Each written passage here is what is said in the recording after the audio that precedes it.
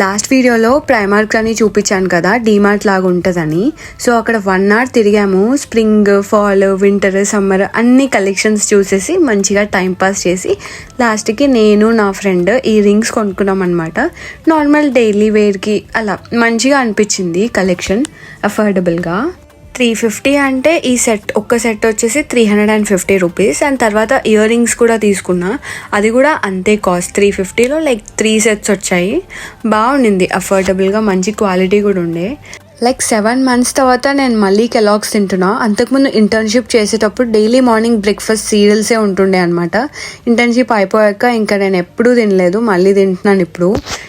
నాకు ఆకుకూరలు అంటే చాలా ఇష్టం. యూకే వచ్చాక అవి దొరికితే నాకు చాలా హ్యాపీగా ఫీల్ అయినా. అప్పుడప్పుడు టైం లేనప్పుడు వండుకోవడం కష్టం అవుతుంది, కానీ టైం ఉన్నప్పుడు మాత్రం మంచిగా వండుకొని తింటాను. మీకు ఏ లీఫీ వెజిటబుల్ ఇష్టం అండ్ ఈ రెసిపీ కావాలంటే కామెంట్ చేయండి.